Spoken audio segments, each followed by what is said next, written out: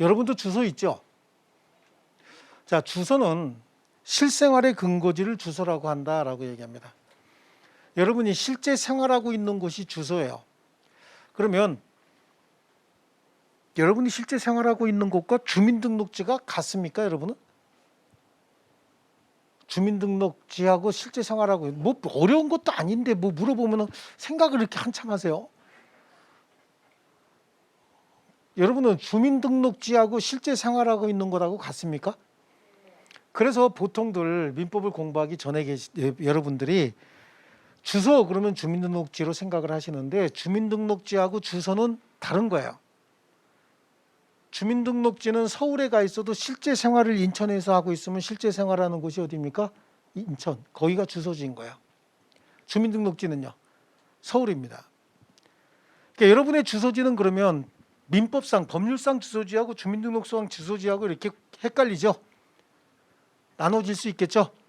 그러니까 보통 우리가 주소라고 하면 주민등록지를 쓰고 있어요. 왜냐하면 보통 사람들은 주민등록지하고 주소지하고 같기 때문에 그래요. 근데 주소지는 실제로는 주민등록지하고 다른 겁니다.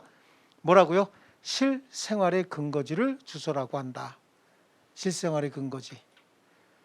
아시겠죠? 네. 여러분은 주민등록지하고 주소지하고 같아요, 달라요? 같죠? 그럼 여러분 장관 못해요. 장관이나 높은 고위직에 올라가려면 어떻게 해야 돼요? 실생활 주소지하고 주민등록지하고 달라야 되는 거예요. 그리고 장관하기 직전에 같이 이렇게 또 합쳐놔야 되죠. 이렇게 놔야 됩니다. 네. 그다음에 주소는 동시에 두 곳 이상 둘 수 있다라고 얘기합니다. 실생활의 근거지를 주소지로 한다. 이걸 실질주의라고 합니다. 학자들이 갖다 붙인 거야. 큰 의미도 없어요. 주소는 동시에 두 곳 이상 둘 수 있다라고 얘기했죠. 이걸 복수주의다 이렇게 얘기를 해요. 좀 이상하지 않습니까? 어떻게 주소를 동시에 두 곳 이상 둘 수 있어요? 기분 별로 안 좋죠? 전에 어떤 분이 그런 적이 있어요. 첩집을 얘기하는 거 아닙니까? 그런 거 알고요. 네, 그런 거 말고. 자, 제가 주민등록지는 서울에 있는데 직업의 특성상 분기마다 만약에 일사분기 때 한 겨울에는 강원도 쪽에 가갖고 뭐 계절적인 어떤 사업을 하고요. 봄에는 또 뭐 이제 저게 남쪽에 어디 가갖고 계절적인 사업을 하고요. 여름에는 서쪽 바다 있는 쪽에 가서 무슨 계절적 사업을 하고요. 그다음에 기타 뭐 저 일이 없을 때는 또 뭐 중부지방에 와서 살고 이렇게 한대요. 그러면 겨울에 실생활의 근거지는 강원도 쪽이 되고 여름에는 남쪽이 되고 뭐 이렇게 할 수 있는 거 아닙니까? 그래서 주소지는 동시에 두 곳 이상 둘 수 있다라고 하는 겁니다. 두 곳 이상. 주소는 실생활의 근거지는 두 곳 이상 둘 수 있다. 근데 주민등록지는 하나밖에 안 됩니다. 아시겠죠? 그럼 주민등록지의 개념은 뭐냐? 그건 이제 민법하고 관련이 없으니까 간단하게 설명드리면 내가 이 지역의 주민으로서 공권력을 행사하고 그다음에 공적인 권리를 행사하고 공적인 의무를 부담하겠습니다. 그러니까 세금도 내가 이 지역에서 낼 것이고 내가 투표라든지 기타 선거권은 여기서 행사하겠습니다라고 신고한 장소가 뭡니까? 주민으로 등록한 장소라는 뜻인 거예요. 주민등록지. 주소지는요. 실생활의 근거지. 아시겠죠? 자, 그다음에 가주소라는 게 있어요. 가주소. 가주소는요. 주소는 주소인데 예비 뭐라 그럴까요? 임시로 정한 주소다 그런 뜻이겠죠. 그래서 혹시 갑하고 을이 어떤 계약, 법률 행위를 합니다. 법률 행위를 하는데 갑의 주소지는 서울이고요. 을의 주소지는 부산이라고 한번 해볼게요. 둘이 법률 행위하면서 만나서 해야 되니까 이 사람이 계속 부산에 간다든지 이 사람이 계속해서 서울로 온다든지 그러면 이건 좀 힘들 수 있죠. 이거 거래 잘 안 되거든요. 그러니까 서로 그냥 1시간 내지 1시간 반이면 왔다 갔다 하는 어디서 만나자? 대전에서 만나자라고 해서 대전에서 계약도 체결하고 중도금, 잔금도 주고 이행까지 마무리 다 하기로 약속을 했다는 거예요.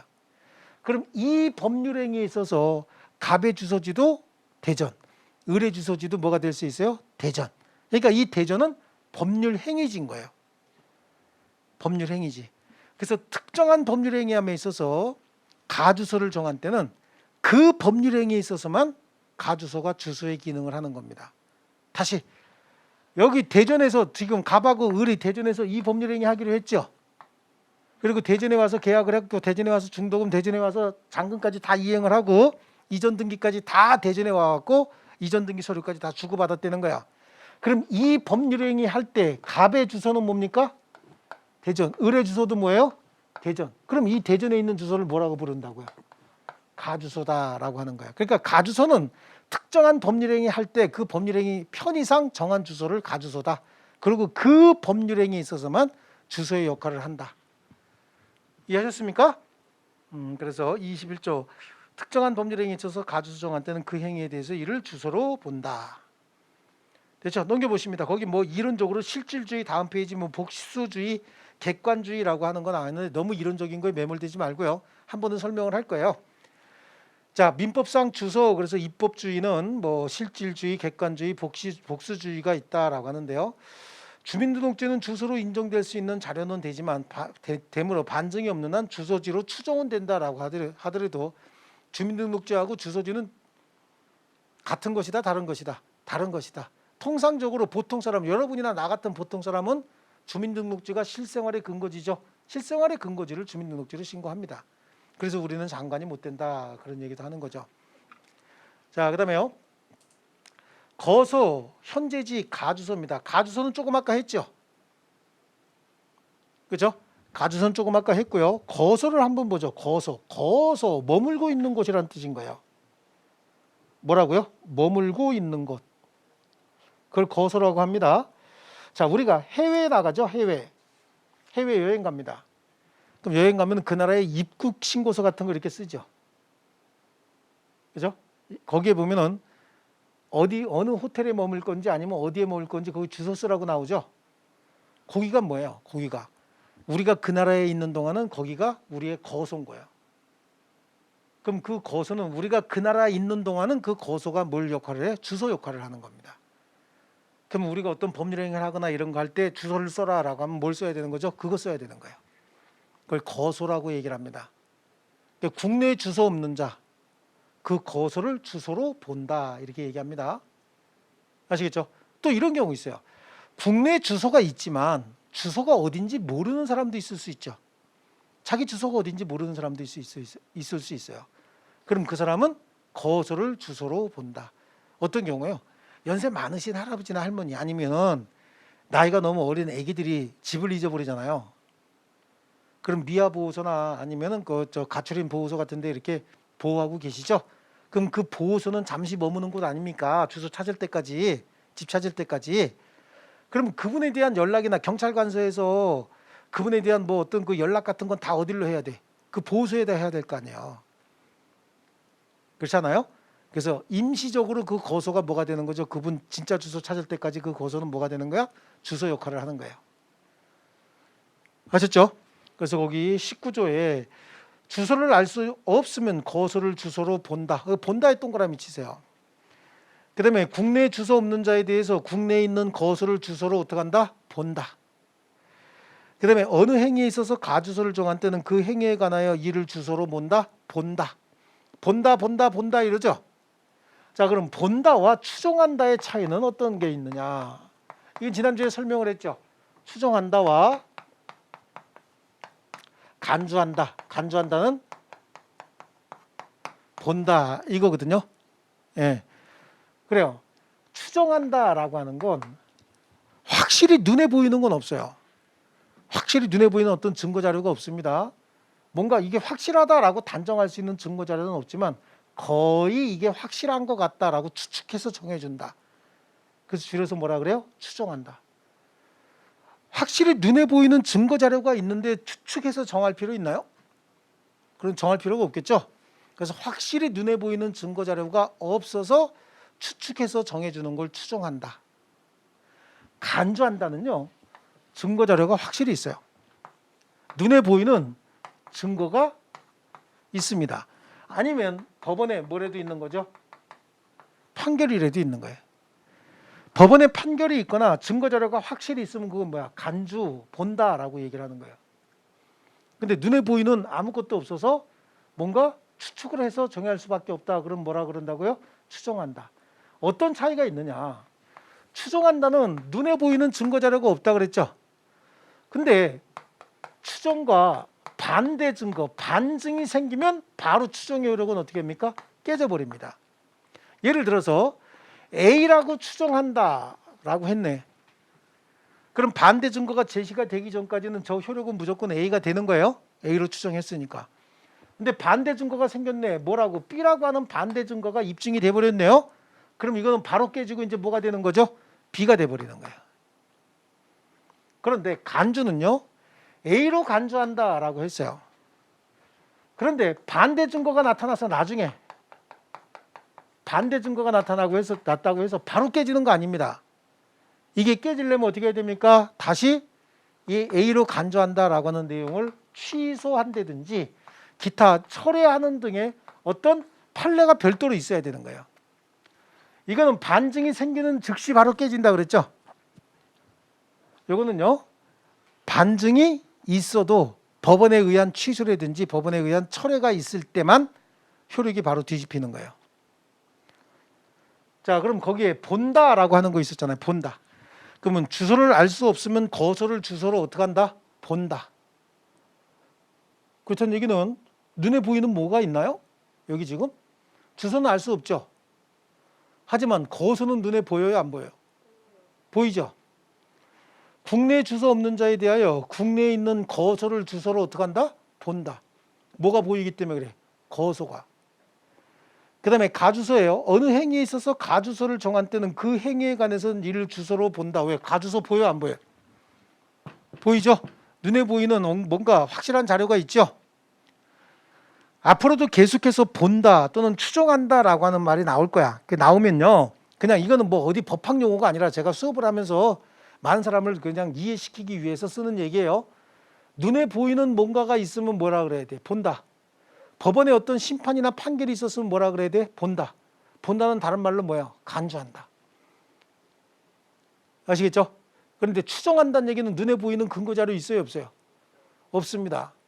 자, 보세요. 나중에 기한이익이라는 게 있어요. 내가 여러분한테 돈을 빌려주면서 야, 6개월 있다가 갚어. 그런데 내가 3개월 만에 여러분한테 야, 지난번에 빌려준 거 지금 갚으면 안 돼? 그럼 여러분이 뭐래요? 야, 6개월 쓰기로 했잖아. 난 못 갚어. 라고 얘기할 수 있어요. 아시겠죠? 기한이익이 남았기 때문에. 그래요. 그럼 보통 기한이익은 채무자를 위한 것으로 추정한다라고 하는 말이 있는데 기한이익이 누구를 위해서 존재하는지를 정하지 않은 거예요.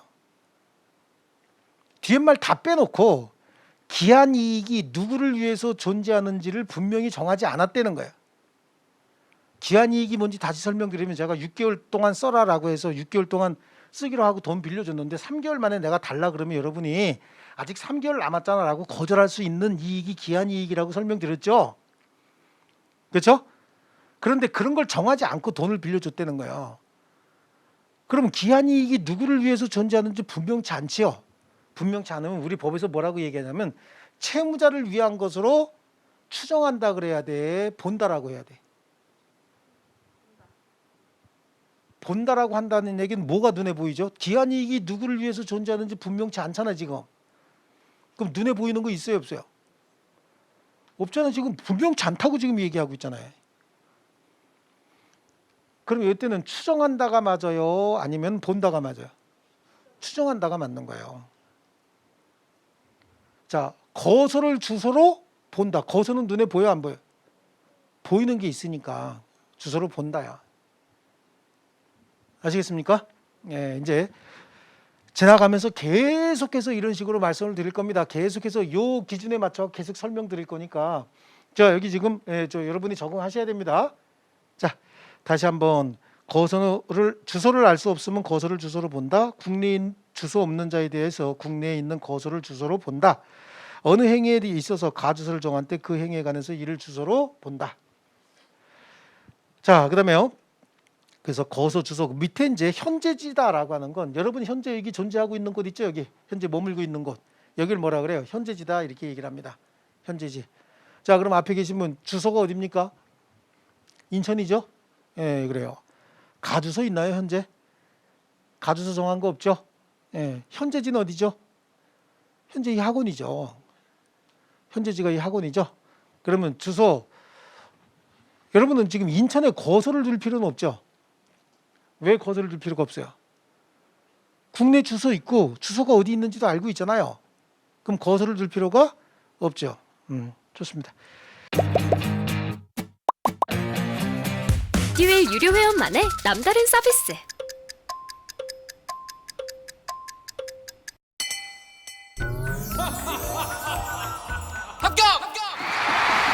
합격하고 돈도 받는 혜택. 오직 에듀윌 유료 회원에게만. 에듀윌. 무료 합격!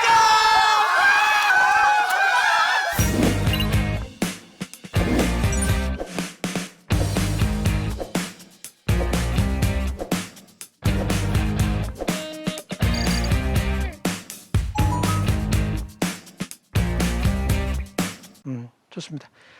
그러면 그 밑에 있는 주소의 민법상 법률상 효과 있죠? 거기 양쪽 가로 3번의 주소의 민법상 법률상 효과 중에 민법상 효과하고 오른쪽 페이지에 보면 특별법상 효과가 있어요. 근데 특별법상 효과는 볼 필요 없고 민법상 효과만 보시자고요. 주소의 민법상 효과는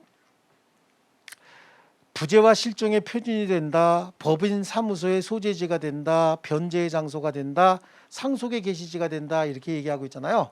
그걸 앞글자만 가지고 얘기하면 어떻게 해요? 부법 변상이죠. 부법 변상. 불법 행위하면 변상하는 장소가 어디예요? 주소다 그래요. 주소다. 암기하는 팁은 불법 행위하게 되면 변상하는 장소가 주소다. 그래서 부재와 실종의 표준, 법인의 소재지, 변제의 장소, 상속의 게시지. 쫓아해 볼게요. 뭐라고요? 쫓아해 볼게요. 다시 한번 뭐라고요? 예, 부법 변상이다라고 해서요. 자, 요걸 암기해 두실 필요가 있습니다. 요거는 그냥 암기하는 게 훨씬 더 빠를 수 있습니다. 자, 그다음에 특별법상의 효과는 암기할 필요 없습니다. 자, 거기 23회 기출문제 한번 볼까요? 23회 기출문제. 이거 작년에 제가 주소에 관한 내용이 16회 때 나오고 안 나왔기 때문에 분명히 나올 때가 됐다라고 했는데요. 주소에 관한 설명 옳지 않은 겁니다. 주소는 동시에 두 곳 이상 있을 수 있어요, 없어요? 있죠? 자, 주소를 알 수 없으면 거소를 주소로 어떻게 합니까? 본다. 맞죠? 본다 했으니까 맞죠? 그 다음에 당사자는 특별한 행위가 하나요? 가주소 정할 수 있나요? 가주소 정할 수 있죠? 아, 요 행위. 그럼 그 가주소는 요 행위에 있어서만 주소로 본다잖아요. 그죠? 그 다음에 법인의 주소는 그 주된 사무소 소재지에 있는 곳으로 한다. 국내 주소 없는 자에 대하여 국내에 있는 거소를 주소로 본다. 다 맞았죠? 자, 그 다음에 이번에는 부재와 실종입니다. 부재자 제도와 실종 선고 제도예요. 우리가 여기서 주소를 배운 이유가 있습니다. 다시 한번 집중해 보세요. 뒤에 있는 내용 궁금할 거 없습니다. 지나간 내용도 자꾸만 붙들고 있으면 앞에 지금부터 하는 내용을 이해를 못합니다. 다시 우리 주소라고 하는 건 실생활의 근거지를 주소라고 하고 주소는 동시에 두 곳 이상 둘 수 있다라고 얘기를 했죠. 실생활의 근거지를 주소로 한다라고 얘기를 하고 있습니다. 실생활의 근거지를 떠나서 당분간 돌아올 가망이 없는 자, 그 자를 뭐라고 얘기하냐면 부재자라고 얘기를 해요. 부재자. 자, 부재자란 말은 어디서 주로 많이 들으셨어요? 투표 같은 거 할 때 많이 들으셨죠? 거기서 얘기하는 부재자하고 우리 민법에서 얘기하는 부재자하고 개념은 같은 거예요. 그런데 공직선거법에서 부재자를 정한 이유는 투표 당일날 투표에 참여시키기 위해서 부재자 제도가 존재하는 것이고요. 민법은 재산법이라 그랬죠. 그렇죠? 그럼 민법상 부재자 제도는 도대체 왜 있는 거냐? 민법상 부재자 제도는 그 부재자의 재산을 보호하고 있다가 부재자가 나중에 돌아오면 안정적으로 사회로 복귀하도록 하기 위해서 부재자 제도가 있는 거예요. 민법은 재산법이에요. 그러니까 민법상 부재자 제도는 부재자의 뭘 보호하기 위한 제도라고요? 재산을 보호하기 위한 제도입니다. 부재자 제도고. 자, 부재자의 개념은 그래서 우리 민법 종래 주소지를 떠나서 당분간 돌아올 가망이 없는 자를 우리 민법상 부재자라고 합니다. 종래 주소지를 떠나서 당분간 돌아올 가망이 없는 자를 부재자라고 합니다. 그럼 이제 실종자라고 하는 게 있어요. 여러분 느낌에 부재자가 연락이 더 안 되는 사람일까요? 실종자가 연락이 더 안 되는 사람일까요? 실종자가 더 연락이 안 되는 사람 같아요? 네, 맞았어요. 오늘 처음으로 맞췄죠? 네, 맞았어요. 맞았는데 실종자는요, 종래 주소지를 떠났을 뿐만 아니라 이 사람의 생사가 불분명한 상태예요. 그래서 살았는지 죽었는지, 그리고 죽었을 가능성이 굉장히 높은 사람인 거예요. 사망했을 가능성이 굉장히 높은 사람이에요. 그럼 다시 부재자로 옵니다. 개념이 이게 잘 안 서 있으면 굉장히 헷갈립니다. 부재자는 그냥 종래 주소지를 떠나서 당분간 돌아올 가망만 없는 사람이잖아요. 그럼 얘는 어디 살아있는지 이거 다 연락이 되는 사람인 거예요. 이 사람 부재자로 정해놓고 있는 거야. 왜라 그랬어요? 왜 부재자로 정했다 그랬죠? 이 사람 국내에 있는 재산을 보호하기 위한 거라고 얘기를 했죠. 그런 목적이고, 실종자는 살았는지 죽었는지 아예 연락 두절인 사람이에요. 그리고 죽었을 가능성도 굉장히 높은 사람이에요. 그러면 부재자하고 실종자 중에서 부재자는 부재자 자신을 좀 도와줄 필요가 있지만, 실종자는 살았는지 죽었는지 이거 자체도 모르는 사람을 도와줄 필요가 있나요?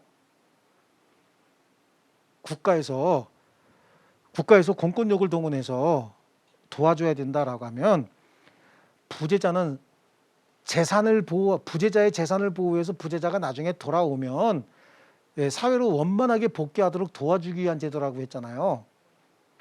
실종자는 살았는지 죽었는지도 모르고 죽었을 가능성이 굉장히 높은 사람이라고 얘기했죠. 그럼 그 사람은 어떻게 도우냐고.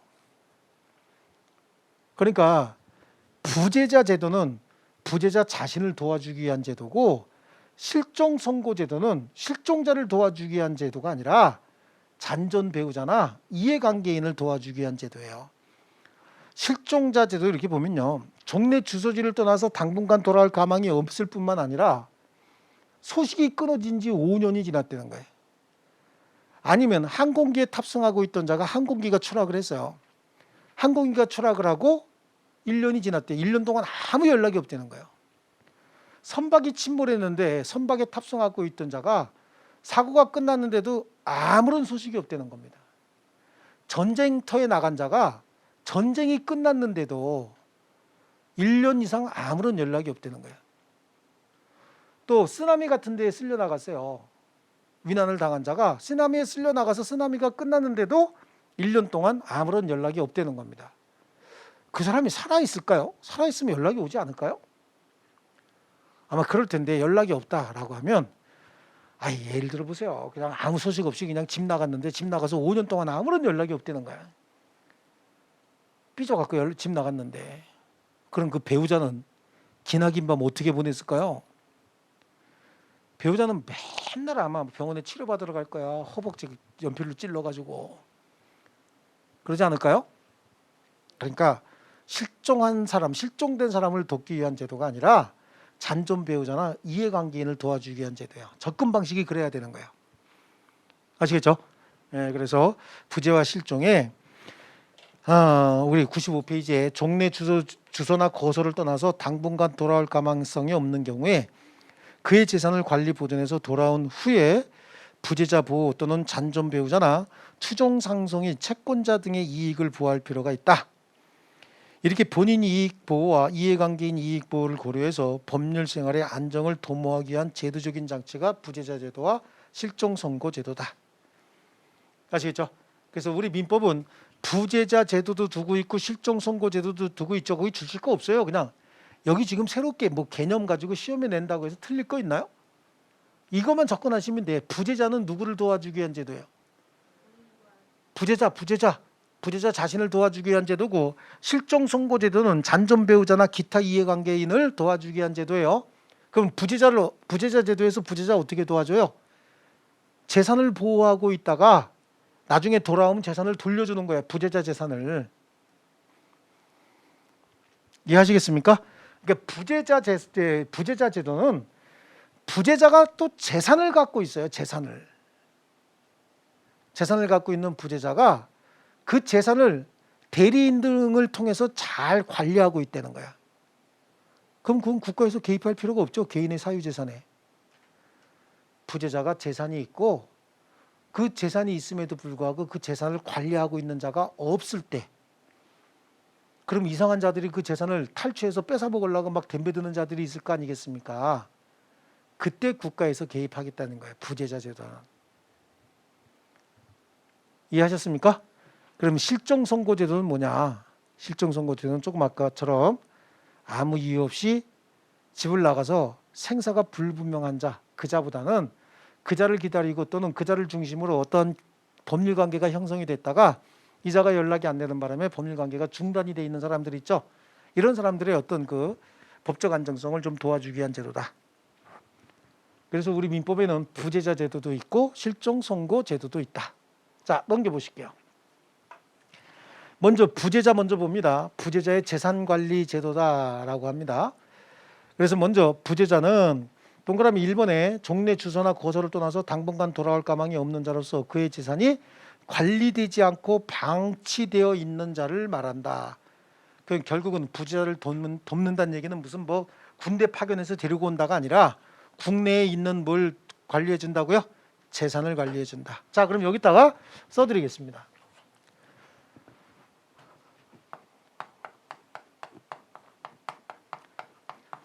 부재자가 있답니다. 이 부재자에게 재산이 있는 경우도 있고 부재자에게 재산이 없는 경우도 있습니다. 부재자의 재산이 없다라고 하면 국가에서 도와줄 게 있어요, 없어요? 없습니다. 재산이 없는 부재자는 국가에서도 신경 안 씁니다. 아니 이게 뭐 냉정한 게 뭐 민법으로 보세요. 민법은 재산법이잖아요. 부재자를 민법으로 보호하겠다는 얘기는 부재자의 재산을 보호하겠다는 거지 무슨 생명을 보호하겠다. 생명은 뭘로 보호해야 돼? 아, 군대 보내거나 아니면 경찰 보내서 그걸 보호해야지.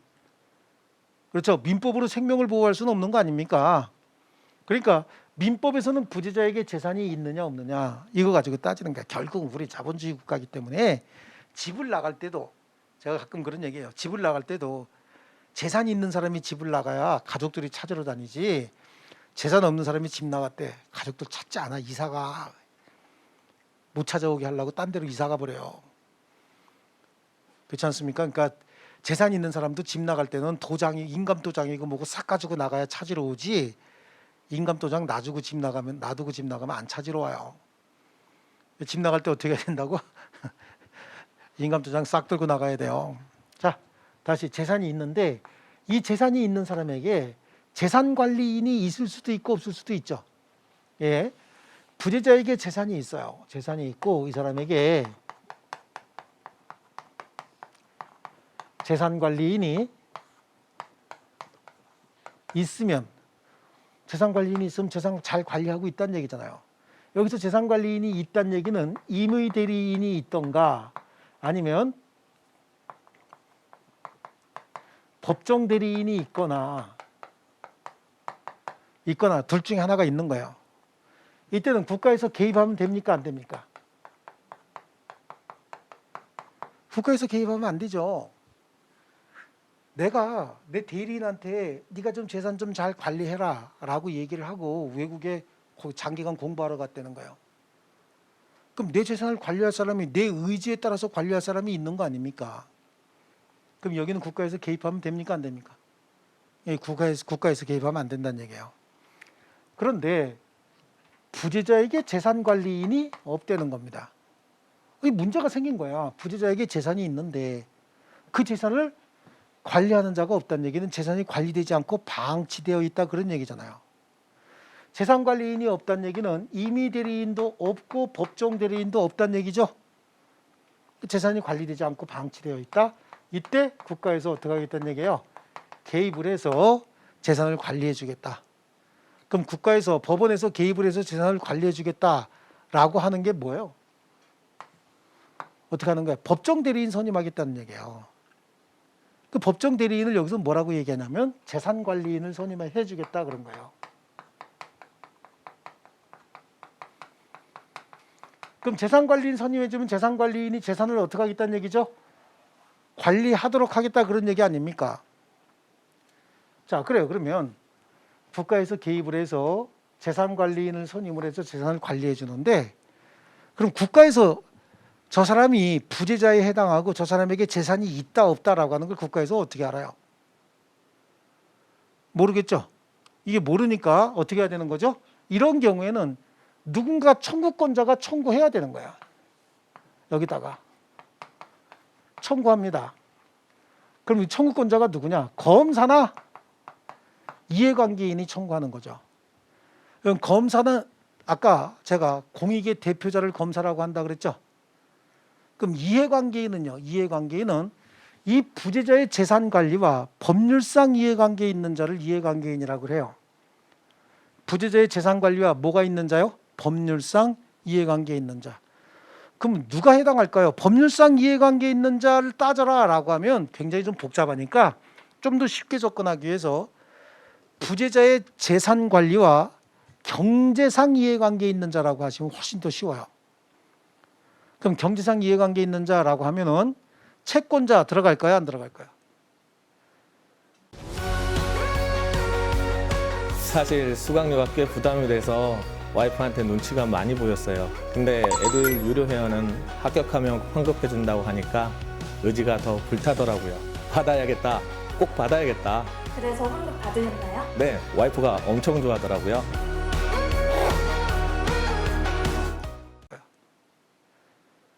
들어가겠죠? 채무자 들어갈까요? 안 들어갈까요? 들어갑니다. 경제상 이해관계. 그러니까 법률상 이해관계로 따지면 하지만 경제상 이해관계 그러면 쉽게 접근한다니까요. 연대보증인 들어갈까요? 안 들어갈까요? 들어가겠죠? 친한 친구는 안 들어갈 것 같죠? 친한 친구 안 들어갑니다. 사실혼의 배우자도 들어가지 않습니다. 여기는요. 사실혼의 배우자도 여기서 법적으로는 이제 제외해 줍니다. 아주 특이하게 사실혼의 배우자를 제외합니다. 아시겠죠? 예, 그래요. 그리고 검사는 왜 들어간다 그랬어요? 공익의 대표자이기 때문에 검사도 들어가는 거예요. 그래서 이해관계인 검사 청구에 의해서 법원이 재산관리인을 선임해 주는데 여기서 얘기하는 이 재산관리인은 너 가서 뭐 해라 라고 명령을 받은 사람이에요. 재산관리하라고. 말 그대로 재산관리인이잖아요. 가서 재산관리해라 그래서 명령받고 온 사람이죠. 그럼 이 재산관리인은 뭐 해야 되느냐? 부재자의 재산을 관리해야 되는 거야. 관리. 여기서 이 관리행위라고 하는 거는요. 민법 제 118조에 정해져 있어요. 무슨 행위를 해라고 되어 있냐면 보존행위, 이용행위, 계량행위. 여기서 보존행위는 현재 가치를 그대로 유지하기 위한 행위예요. 현재 가치를 떨어뜨리는 것도 아니고 현재 가치를 높이는 것도 아니고 현재 가치를 그대로 유지하기 위한 행위를 보존행위라고 하고요. 이용행위는 사용하지 않는 물건을 사용을 통해서 수익을 만들어내는 행위를 이용행위라고 얘기를 해요. 이용행위. 그 다음에 계량행위죠. 계량행위를 가치를 증대시키는 행위를 계량행위라고 얘기를 합니다. 대충 단어적인 의미를 가지고 이해할 수 있겠죠. 보존행위는 현재 가치 그대로 유지하는 행위, 이용행위는 사용하지 않는 물건 사용을 통해서 수익을 만들어내는 행위, 계량행위는 가치를 증대시키는 행위, 이런 행위만 할 수 있어요. 왜냐하면 얘는 뭐 하는 사람이라 그래서 재산을 관리하는 관리인이다 이렇게 얘기를 했어요.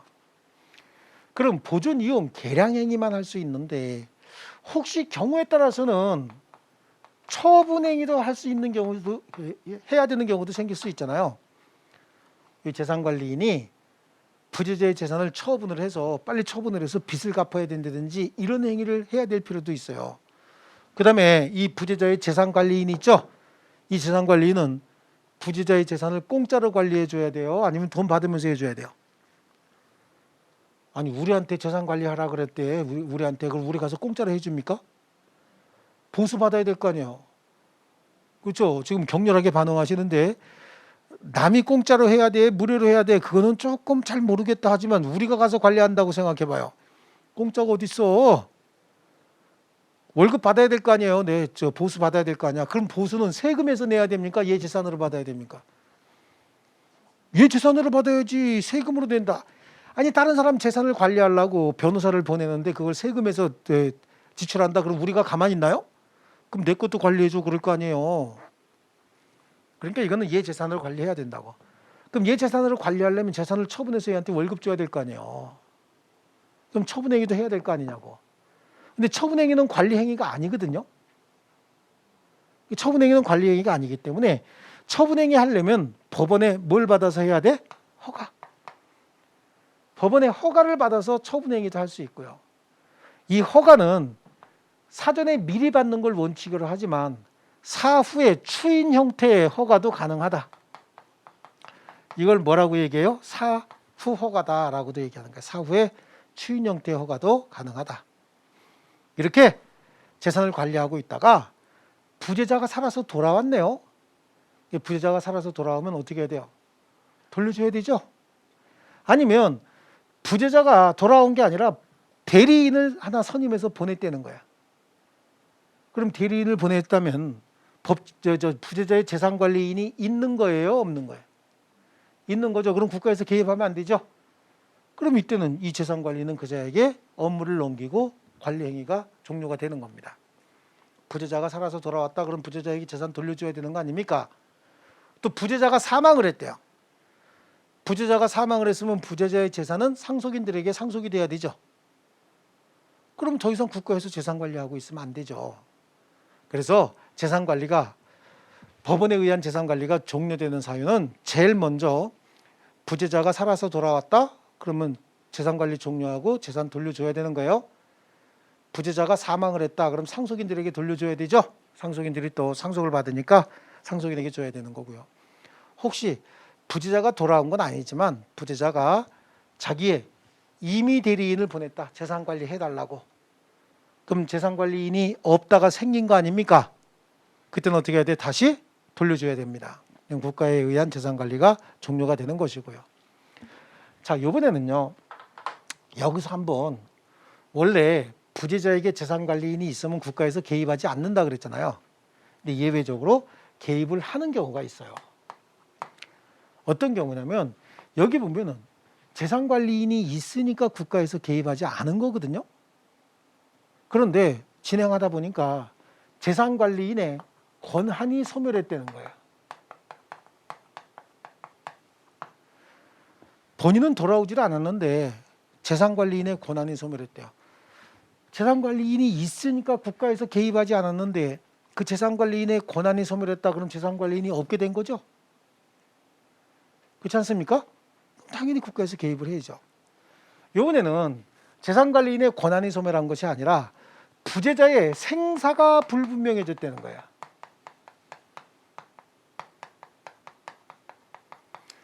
부재자의 생사가 불분명해져 있다라고 하는 거예요. 그러니까 이 경우에도 국가에서 개입을 합니다. 왜냐하면 여기 지금 이 임의 대리인 있잖아요. 이 임의 대리인은 부재자가 야 내가 돌아올 동안 네가 나 대신 재산 좀 잘 관리하고 있다가 나 돌아오면 나에게 돌려줘야 된다. 그래. 그리고 계약서 쓰고 지금 관리하고 있는 거예요. 야 내 재산 관리 범위를 어디까지 할까? 그랬더니 A, B, C까지만 하고 D 할 때는 나한테 한번 연락 좀 줘. 라고 약속이 돼 있었어요. 근데 A, B, C를 하다가 그럼 D 행위를 할 때는 연락해야 되겠죠? 연락해서 동의받아서 했는데 얘가 생사 불분명이 됐어요. 얘가 생사 불분명이 됐다고 부재자가. 근데 재산관리인이 A, B, C는 하는데 D 하려고 했더니 생사 불분명이면 연락이 돼 안 돼? 연락이 안 되죠?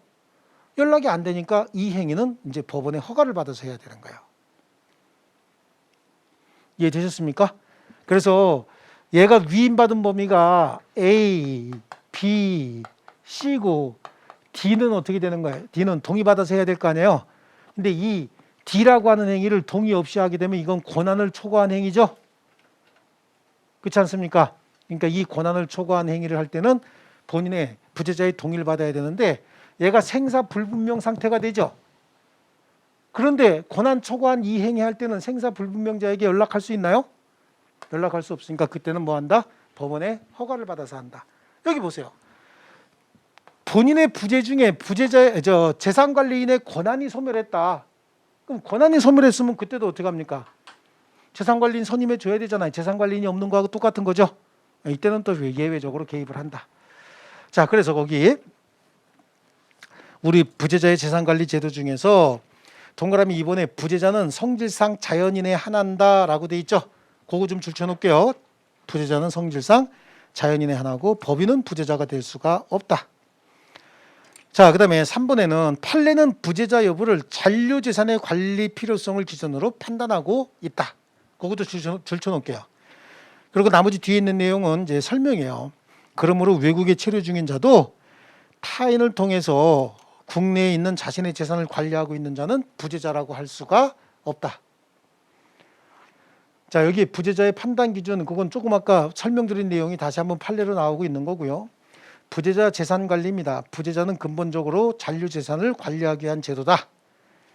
그래서 부재자가 스스로 재산 관리인 두고 있거나 법정 대리인이 있으면 원칙적으로 법원에서 관여할 필요가 없다.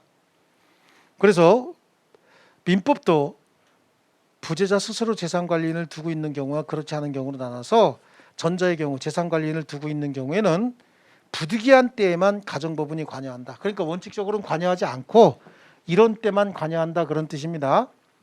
부득이한 때에만 가정법원이 관여한다. 그럼 2번에 부재자가 재산관리인을 두지 않은 때, 여기서 재산관리인을 두지 않은 때란 얘기는 그 법정 대리인도 없는 때다라고 하는 거예요. 여기 법정 대리인이 있거나 임의 대리인이 있거나라고 하면 재산관리인이 있는 거예요. 근데 재산관리인이 없다는 얘기는 임의 대리인도 없고 법정 대리인도 없는 때라고 말씀드렸죠. 네. 자, 여기에 22조에 종래 주소나 거소를 떠난 자가 재산관리인을 정하지 아니한 때에는 법원은 이해관계인 검사 청구에 의해서 재산관리에 필요한 처분을 명하여야 되는데 본인의 부재 중 재산관리인의 권한이 소멸한 때도 마찬가지다. 자, 본인의 부재 중 재산관리인의 권한이 소멸한 때도 정부에서 개입한다고 얘기하고 있습니다. 본인의 부재 중에 재산관리인의 권한이 소멸했다는 얘기는 처음엔 재산관리인이 있었다는 얘기잖아요. 예. 자, 그 다음에 본인이 그 후에 재산관리인을 정한 때는 법원은 본인 재산관리인, 이해관계인 또는 검사 청구에 의해서 전항의 명령을 취소해야 된다. 왜냐하면 재산관리인이 없으니까 정부에서 즉 국가에서 개입을 했는데 재산관리인을 정했다는 얘기는 이미 재산관리인이 있어졌다 그 얘기죠. 그럼 개입하면 됩니까? 안 됩니까? 안 됩니다. 자, 그 밑에 기억에 재산관리에 필요한 처분 명령에 이해관계인 검사가 청구해야 된다라고 얘기했잖아요. 여기에는 이제 줄쳐야 될 게 오른쪽 페이지에 이해관계인이란이라고 돼 있죠. 이해관계인이란. 그래서 거기서부터 줄칠게 이해관계인은 부재자 재산 보존의 법률상 이해관계를 가진 자로서 상속인 배우자 채권자 보증인 거기까지만 줄을 좀 치시고요. 뒤에 가면은 연대 채무자가 된 자 등도 보이시죠? 친권자, 후견인, 사실혼 관계에 있는 자, 친구는 청구권자에 해당하지 않는다라고 하는데 사실혼 관계에 있는 자나 친구 등은 청구권자에 해당하지 않는다라고 하는 거 이해가 가는데 친권자나 후견인은 왜 재산관리에 필요한 처분 명령을 할 수 있는 자가 아닐까요? 친권자나 후견인은 결국은 뭐란 얘기예요? 법정 대리인이란 뜻이잖아요. 그럼 법정 대리인은 스스로 재산을 관리할 권한도 있고 의무도 있죠. 그래서 얘네들은 스스로 관리해야지 법원에다가 청구할 수 있는 자가 아니에요. 자, 그리고 24조로 갑니다. 법원이 선임한 재산관리인은 자신이 관리할 재산 목록을 작성해야 된다. 자, 우리 관리의 출발은 어디서부터입니까? 내가 뭘 관리해야 되는지 목록을 알아야 될 거 아니겠습니까? 그러니까 목록 작성합니다. 법원은 선임한 재산관리인에 대하여 부재자 재산을 보존하기 위해서 필요한 처분을 명할 수 있다. 그래, 처분 명령. 여기 법원에 허가 또는 뭐가 있으면 되는 거야. 명령이 있으면 되는 거지.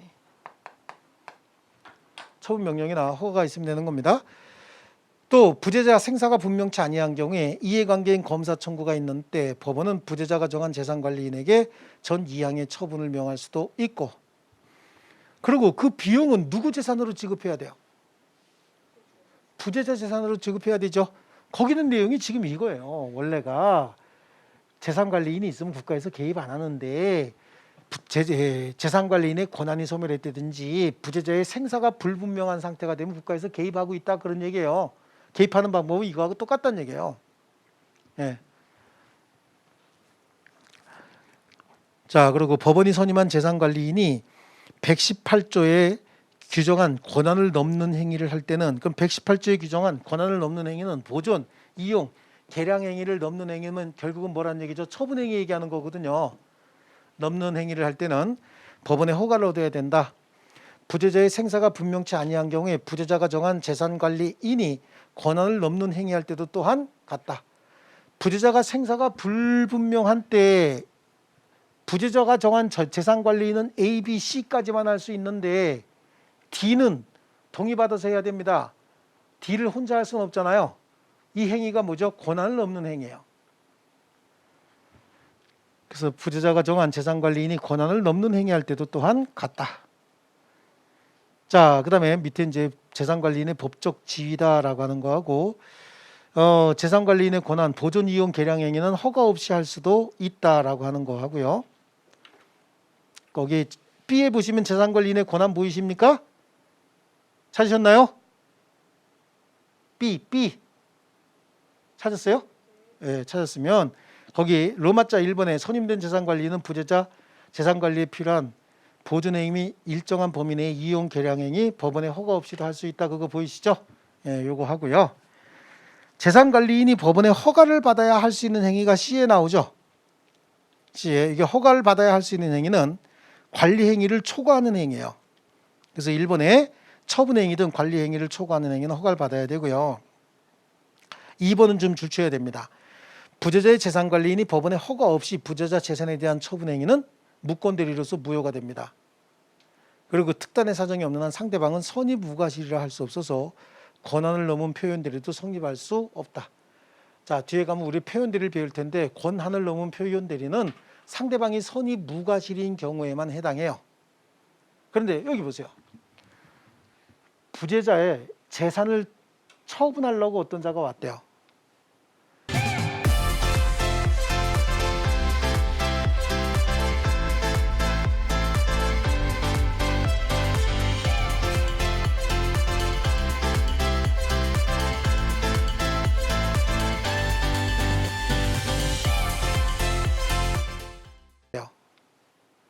여러분이 지금 어떤 물건을 살려고 하는데 그 물건의 소유자가 온 게 아니라 물건의 소유자가 아닌 대리인이 왔어요.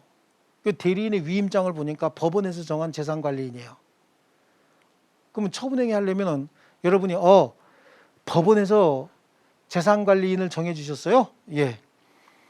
그러면 처분행위 할 때는 법원에 처분명령이 있어야 되겠네요. 그럼 걔가 뭐라 그럴까? 네, 그러겠죠. 그럼 처분명령서 보여주세요 라고 거래해야 될 거 아니에요. 그렇지 않습니까? 그런데 법원에서 정한 재산관리는 처분명령서 없이도 처분할 줄 알았다는 거야. 처분하는 거 처분이 가능한 줄 알았다는 거죠. 그럼 얘는 뭐예요?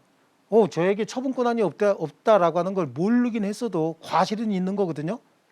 알아야 될 걸 몰랐죠. 알아야 될 걸 몰랐으면 과실은 있는 거예요. 그러니까 무권대리라는 게 성립하기 위해서는 상대방은 선의무과실이어야 되는 거예요. 아시겠습니까? 선의무과실, 선의일지 몰라도 과실이 있기 때문에 무권대리 중에서 표현대리는 성립하지 않는다. 다시 무권대리 중에서 표현대리가 성립하려면 상대방은 선의무과실이어야 되는데 부재자의 재산관리인이 처분권이 없다는 걸 상대방이 몰랐다. 그럼 무권대리가 성립하는 건데 몰랐다 그러면 선의일지 모르지만 알아야 될 걸 몰랐기 때문에 무과실은 아닙니다. 그러니까 표현대리는 성립한다 안 한다? 안 한다라고 하는 겁니다. 자, 지금 표현대리가 뭔지 모르시죠? 그렇죠? 그러니까 제가 기초 강의할 때 12강짜리 동영상 찍어놓은 거 있잖아요. 거기는 개략적으로 설명이 돼 있어요. 그래서 제가 그걸 듣고 와야만 여기 이해가 좀 쉬울 거다 이렇게 말씀드리는 겁니다. 그래서 로마자 2번도 좀 줄 좀 쳐놓을게요. 그 다음에 로마자 3번도 중요합니다. 부재자 재산관리인이 처분행위한 후 사후 추인 형태의 허가도 유효한 허가로 인정이 된다. 그 다음에 그 로마자 4번도 법원이 부재자 재산 매각 허가를 하면서 아무런 제한을 가하지 아니하였다면 재산관리인이 매각 방법을 임의로 정할 수 있다. 그래서 매각 허가를 받은 재산을 재산관리인이 매도담보, 대물변제, 저당권을 설정하는 행위할 때 다시 허가를 받을 필요는 없다라고 하는 거하고 5번까지요. 5번도 줄치십니다. 부재자 재산관리인이 법원의 허가를 얻어 부재자 재산을 처분하는 경우에도 부재자의 이익을 위하는 범위 내에서 한정이 된다. 자, 다시 한번요. 이쪽에 지금 설명드릴게요. 부재자의 재산관리인은 부재자의 재산을 관리하는 행위를 해야 됩니다. 이 관리 행위는 보존, 이용, 개량 행위를 관리 행위라고 해요. 그럼 이 관리 행위를 초과하는 행위는 처분 행위거든요. 그럼 처분 행위는 법원의 처분 명령이나 처분 허가를 받아서 해야 되거든요.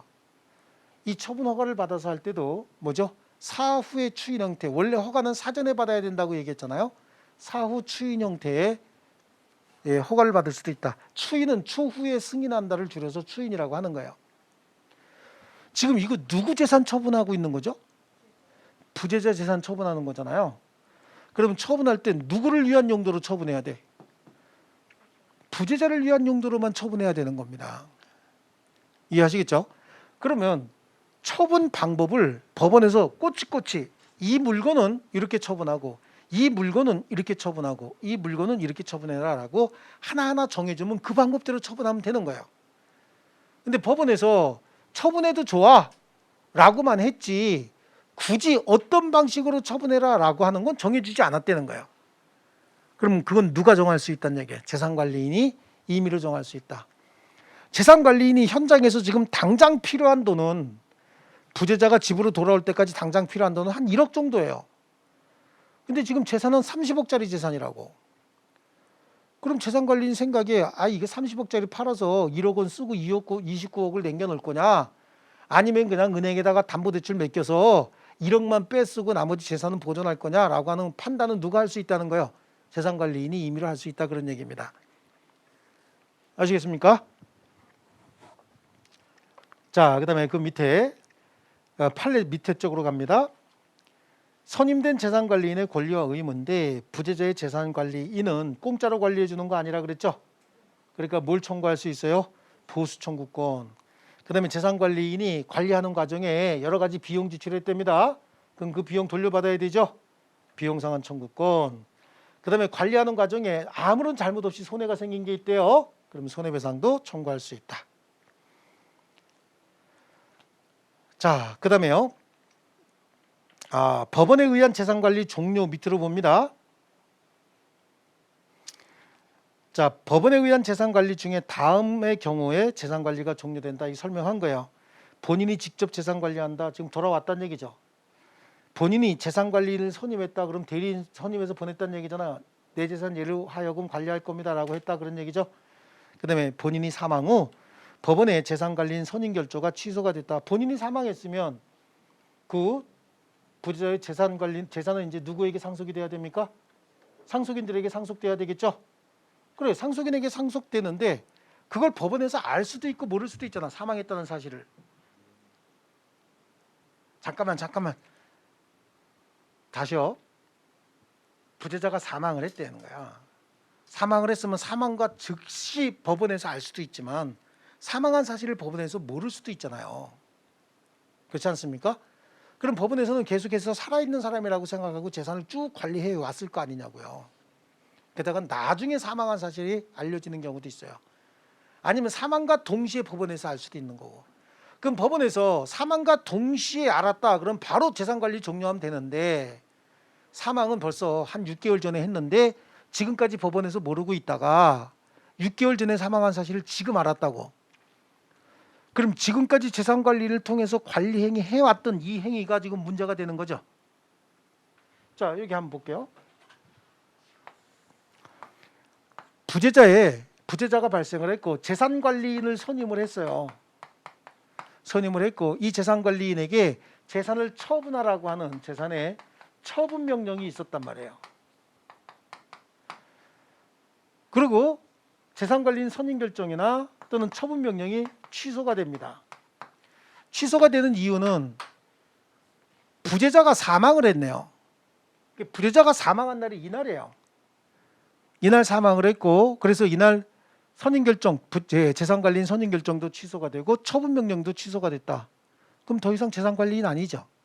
근데 문제는 사망한 날이 이날인 거예요.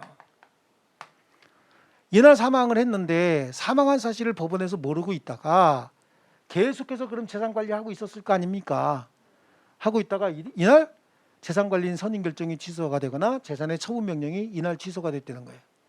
그럼 취소된 이후에는 더 이상 재산관리인 아니에요. 취소된 이후에는 더 이상 처분행위도 할 수 없는 건 맞아. 근데 문제는 여기서 하는 행위들 있죠. 얘가 사망하기 전에 관리행위, 처분행위는 다 유효입니다. 당연히 유효인 거예요. 근데 사망하고 난 다음에 법원에 의해서 재산관리인 선임결정이 취소되기 전까지 요 공간 중에 여기 중에 했던 관리행위, 처분행위는 유효로 해야 되느냐 무효로 해야 되느냐 이런 문제가 생긴단 말이에요.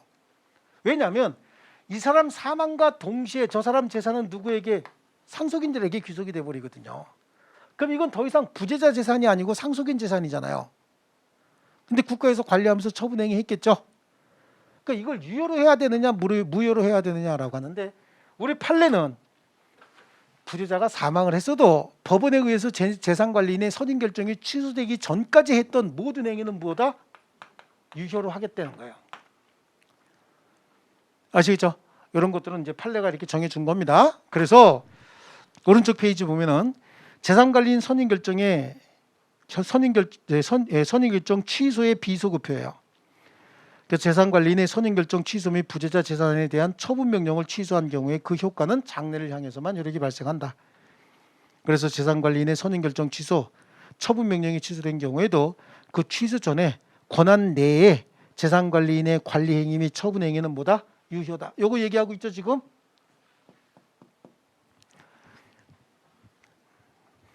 자, 그래서 그 밑에 이제 판례 한번 보시면요. 1번 판례 한번 보시면요. 법원에 의해서 일단 부재자의 재산관리인 선임결정이 있었던 이상 가령 부재자가 그 이전에 사망했음이 위 결정 후에 확실하게 되었다 하더라도 법에 정해진 절차에 의해서 결정이 취소되지 않는 한 선임된 부재자 재산관리인의 권한이 당연히 소멸되는 것은 아니고 그 이후에 재산관리인 선임결정이 취소된 경우에도 그 취소의 효력은 장래에 향해서만 효력이 생기는 것이므로 그간의 부재자 재산관리인의 적법한 권한 행사의 효과는 이미 사망한 부재자 재산 상속인에게도 미친다.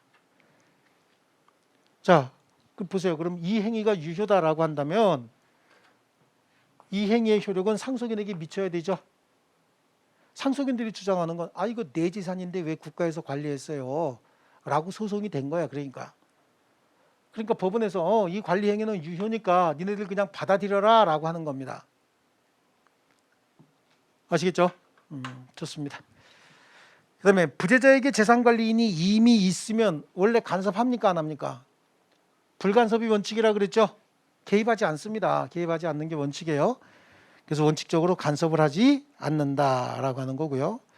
따라서 거기 디귿에 봅니다. 디귿에. 부재자가 재산관리인을 정하면서 그 재산관리인에게 재산 처분의 권한을 위임했다면 부재자의 재산을 처분에 관하여 재산관리인은 법원의 허가를 받을 필요 있습니까? 없습니까? 없어요. 여기는 지금 부재자에게 재산관리인이 있으면 국가에서 개입하지 않는다고 얘기를 했죠. 재산관리인이 있으면 국가에서 개입하지 않는다 그랬잖아요. 개입하지 않는다 그랬으니까 부재자가 자신의 재산관리인에게 네 마음대로 처분해도 좋아. A, B, C, D 다 해도 좋아. 그럼 A, B, C, D 다 할 때 얘가 법원에 허가받을 필요 있나요? 없잖아요. 그렇죠? 그럼 그 얘기하고 있는 겁니다. 자, 하나 넘겨보시고요.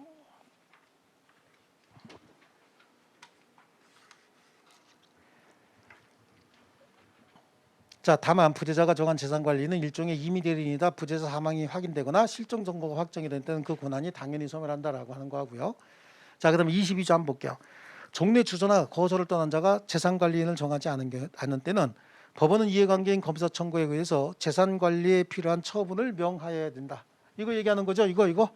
그 재산관리에 필요한 처분 명하는 게 재산관리인 정하는 거예요. 본인의 부재 중 재산관리인의 권한이 소멸한 때도, 그러니까 본인의 부재 중 재산관리인의 권한이 소멸한 때도 국가에서 개입한다 그랬습니다. 어떻게? 재산관리인 선임하는 형식으로 개입하는 거예요. 부재자가 재산관리인을 정한 경우에 부재자의 생사가 분명치 아니한 때에 법원은 재산관리인, 이해관계인 또는 검사 청구에 의해서 재산관리인을 바꿀 수도 있다. 여기 보세요. 생사가 불분명해지면 다시 개입한다 그랬잖아요. 그죠? 예, 그다음에 부재자의 제24조에 부재자의 생사가 분명치 아니한 경우에 이해관계인이나 검사 청구가 있는데 법원은 부재자가 정한 재산관리인에게 제2항의 처분을 명할 수도 있다. 그러니까 결국은 생사 불분명 상태가 되면 국가에서 개입을 하는데 국가에서 개입하는 게 재산관리인 선임 또는 개임할 수도 있고 처분 명령할 수도 있다. 예. 좋습니다. 우리 법조문 가지고 해결하고요. 그다음에 그 밑에 있는 문제 한번 풀어보고 쉬겠습니다. 자, 부재자에 대한 설명으로 옳지 않은 겁니다. 법인은 부재자가 될 수 있나요? 법인 부재자가 될 수가 없죠. 자연인만 부재자가 되는 겁니다. 법원이 선임한 부재자의 재산관리인은 어디서 선임했다 그랬어요? 법원에서 선임했다 그랬죠? 그럼 이게 법정 대리인이죠. 일종의 법률 규정에 의해서 선임되는 거니까. 법원에 의하여 재산관리인이 선임된 후에도 부재자는 스스로 재산관리인을 정할 수 있어요? 없어요? 있죠. 얘가 관리하고 있어도 내가 다시 이렇게 보내면 재산관리 끝난다 그랬잖아요. 법원에 의한 재산관리인은요. 또 재산관리인이 법원에 처분 허가를 얻어 부재자 재산을 처분한 후 그 허가 결정이 취소된 경우에 처분행위는 소급해서 효력을 잃습니까? 아니죠. 사망이 확인된 이후에 취소돼도 취소된 이후부터만 효력이 소멸하는 것이지 그 전에 했던 행위는 무조건 다 유효라 그랬죠. 예. 또 법원에 의하여 선임된 재산관리인이 있는 경우에 부재자 본인을 상대로 한 공시송달은 그 효력이 인정되지 않는다라고 하는데 법원이 선임한 재산관리인이 있으면 모든 연락 다 그 사람한테 해야지 대리인이니까. 그런데 그 사람한테 연락하지 않고 본인을 상대로 공시송달해서는 안 된다는 뜻입니다. 자, 좋습니다. 그래서 답은 4번이죠. 4번. 좀 쉬었다가 우리 실종 선고하겠습니다.